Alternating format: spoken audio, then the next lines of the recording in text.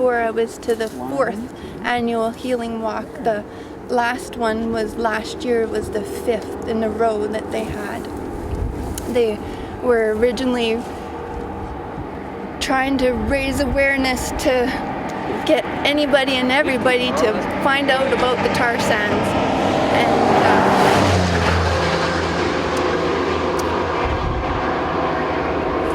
And we went, a friend of mine, Diane Rhodes, was working with 350.org, and then she asked me if I'd like to go, my daughter and I, and I thought, well, sure, that's someplace that I'd love to go to. Never thought tourism Fort McMurray, but here we come, you know, and I thought it's really important. I should see what the tar sands look like in my lifetime at this moment in time, because I hear that they're trying to make it bigger and, you know, 3 times bigger is what I heard. And my original idea from going with her was that I could help connect the people from my area, which is Treaty 6 near Prince Albert, and my good friends that are in Treaty 10 and all of the uranium mining that is going on up there, and to link everybody together to find out more about what the corporations are doing and how they're sneaking things around.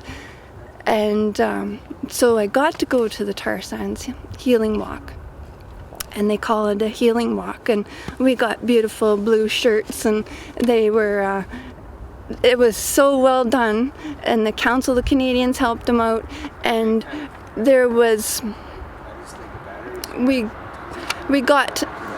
I was wondering about it, how it would be like when I got closer and closer to the tar sands. I thought, well, it's, you know, you hear it's pretty thick, but I was wondering, when's the air gonna change, you know, because blowing through the mountains here, you can smell the flowers that are everywhere, and you can smell the cedars and things like that. And I thought, okay, well, it ended up being about half an hour south of Anzac that you could smell this in the air. You could smell it. So then, could you describe the smell? It was some petroleum smell. I'm not a chemical person, but it smelled heavier and thick, and it was a distinct smell other than the bush, the typical bush smells are. So we passed by, must have been a spill, and they had a sign out saying something, oh, spill at this or such and such place. And oh my gosh, you know, I can't believe there's a spill, and we're going to see the tar sands. There's a spill on my way there. I couldn't believe that. I was saying that to my friend. Holy cow, like, it really deeply affected me, because we've had, you know, different things go on throughout Canada, and you kind of hear of a train falling off or train exploding or something like that, but spills, you know, they don't happen every day. So then I thought, well, gee, holy, you know, and then we get closer to Anzac. It's a little Métis community, and it's getting really thicker in the air now, you know, and we get there, and it's a beautiful little lake of the area, and it's pretty thick, and I get out of the vehicle, my daughter's with me, and she says, Mommy, let's go swimming! I said, okay, sure, we'll go swimming, because there's other kids swimming in this area. Great, you know, and we'll meet a whole bunch of new people, and so that began the 3 days of the talks there, and the meeting people, and you know, they had ice cream set up for the kids for the first little while. Then the next day, we all got together, and we boarded on some buses in order to go on a walk. We were going to go from Anzac north through Fort McMurray, cross the rivers, and then to about a half an hour out called Crane Lake. It's the place that they've reclaimed, this Crane Lake, and I understand it's a very small percentage of things that they've actually reclaimed. So, okay, Crane Lake, and we had all the elders with us, and the chief, and the, Naomi Klein, and Bill McKibben, and lots of beautiful people were there, and Winona LaDuke, and so the elders set up at this Crane Lake, and we gave prayers, and we did a prayer circle and a smudge, and which is beautiful, and then we set off to go have a little talk, and the chief, Alan Adam, got to talking that morning, and then somebody came up to him and just informed him that day there was another oil spill. There was another pipeline rupture. Crying and thinking, jeez, this is horrid, This is crazy.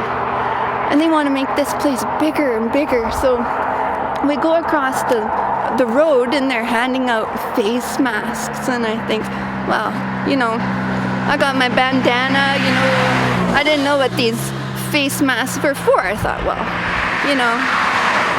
I'm pretty sure nobody's going to be on the other side waiting for us with something out of the ordinary that could harm us.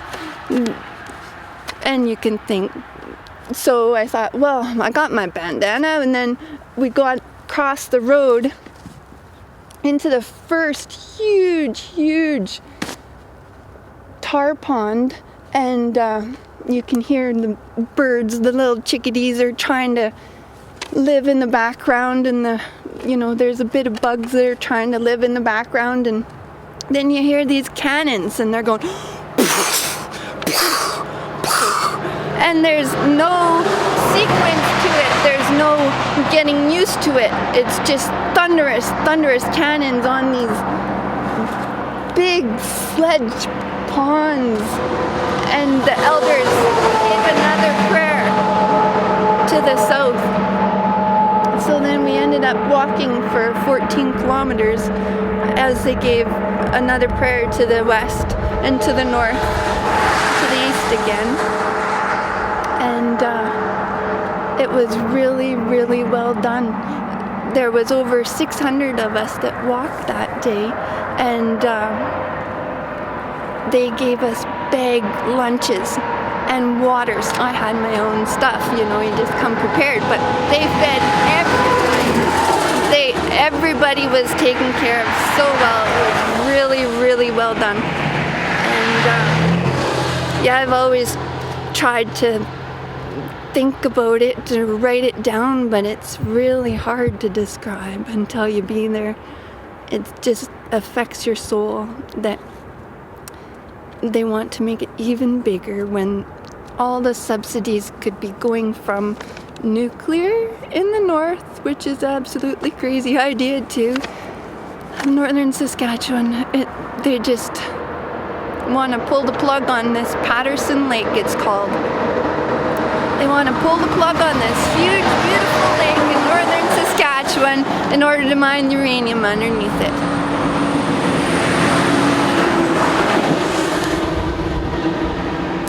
Yeah, so I was hoping to connect people together and to, even if one more person finds out about this and sees any type of footage. We're lucky we had a fellow with us. I don't know if he was with Greenpeace or something. He got to go up in a helicopter that day and take a tour around,